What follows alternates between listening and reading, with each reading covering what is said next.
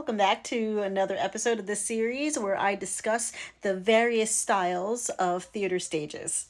And if this is the first time you're seeing me on your page, hello, my name is Aisha. I am an actress with over 35 years of experience. So today's style of theater stage we will discuss is the thrust stage. Unlike the proscenium stage that we discussed last time, the thrust stage has the playing area, the stage area, that goes out a little bit forward and is actually surrounded on three sides by the audience.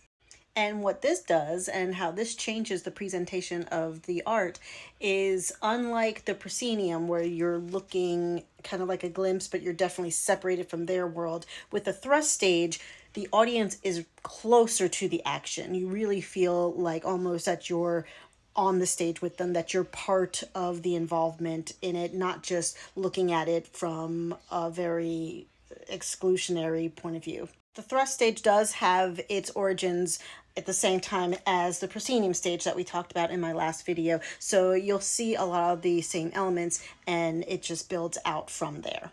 Also, in ancient Rome, the different types of thrust stages included exits and entrances that would actually sometimes come out through the audience. So then the actors could, or the presenters could stand up on stage and then run out into the audience and come back in. So that really brought the audience along for the journey. In Roman theater, these entrances and exits were actually tunnels. So they were underneath the seats and they spilled out into the audience. And those tunnels and those entrance areas were called voms. And so then you get what is termed as the vomitorium, which is a type of Roman thrust stages. So, and it comes from, I had to look this up, it comes from the Latin word vomere, which means like to spew. So it's not necessarily referring to like actual just, the vomitorium is a place for those entrances and exits. Now, I'm not saying that crazy stuff didn't happen down there. It is theater after all. One of the most famous thrust stages that we know is the Globe Theatre in London. The Globe Theatre is the famous stage where William Shakespeare, would present his plays. And so very much a theater person's high place of high honor. And you'll see the development of what was called the Schiene and back in the beginning proscenium stages, and now it's become like a whole set piece there. And the audience is 1, 2, 3 sides to watch. So just that movement of the stage just a little bit spilled out, you can see how close you can really get to where the actors are performing. And so directors with the thrust stage are now tasked with filling this entire space and being aware, versus when you have just a proscenium and you really just have the one playing area. With this, you have to create space and movement and blocking to fill the space, and also make sure that people can see as much of it as possible. Thrust stages also, with their amazing entrances and exits that are coming out to the audience. Sometimes they can have like a little trap door there so people can pop out in all sorts of places. And that heightens the dramatic experience for the audience because you don't know where the actor is going to pop up. And so if you have something like ancient plays where like a god is appearing, or an actor that was a surprise, they just pop out of nowhere, the audiences would just gasp, because at that time they'd never seen anything like that before. And you know what, I have seen plenty of modern plays that have taken advantage of the surprise element and have people enter and exit from different spots. Combine that with also lighting and special effects, it's still very effectively used. Just like I love Greek theater, I also love doing Shakespeare. So there will definitely be in the future a series talking about Shakespeare plays and some of the history of Shakespeare. But today, we're going to keep talking about the thrust stage.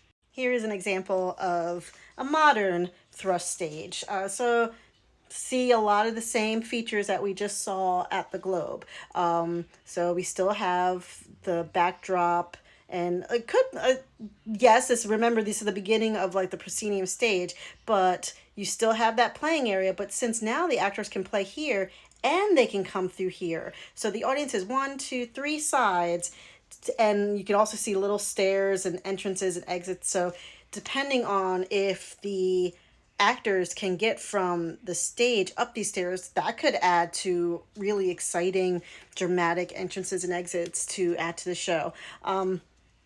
Benefits of a thrust stage: just being able to do more and move people around and have a lot of action and pockets of action for people to look at. So this is great for like really busy pieces or stages where it's a lot of fullness or big casts, because something can be happening here, something can be happening here, something can be happening here. You can fill in space and there could still be like a main monologue here. So a lot can be done with it.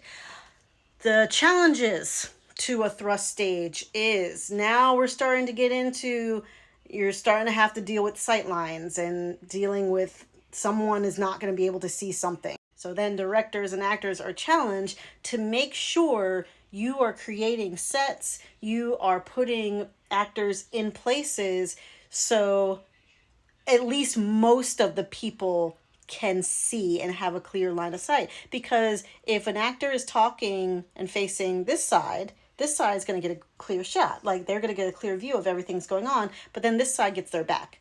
And so when you get into having actors with your back to you, you're having trouble hearing them, you're having trouble seeing them. So there are different devices that are used, from just making sure you keep the actors moving as much as possible, and also making sure the actors do little tricks, like angling themselves instead of just speaking straight ahead. We're going to talk about some of that in another series when I get into blocking and some terms that actors use. But yeah, you start to see those tweaks being introduced to the theater, because we're trying to make it so most people can at least see part of what's going on.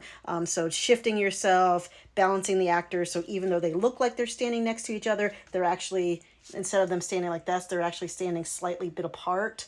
So from one point, it looks like they're parallel, but they're not. So yeah, this is where we start getting into different types of stagecraft and stage work and tools to accommodate the new space. The thrust stage is becoming a very popular stage style, so you'll see that more and more, even on Broadway and in professional runs. So it gives a great experience in trying to just give your audience something new. So if you have plays where you want the audience to feel closer to what's going on, thrust stage is where it's at. Okay, great. Well, I hope that was helpful. I hope you learned something new. And if you are new to theater, great, welcome. This could add to your training. And if you are not yet a theater goer, I hope this series provides you information so you feel a little bit more comfortable at giving it a shot and being surprised and delighted. Theater is one of the oldest art forms that we have. We love getting up and performing in front of people. So please join us. And I hope that helped. Okay, until next time. Bye.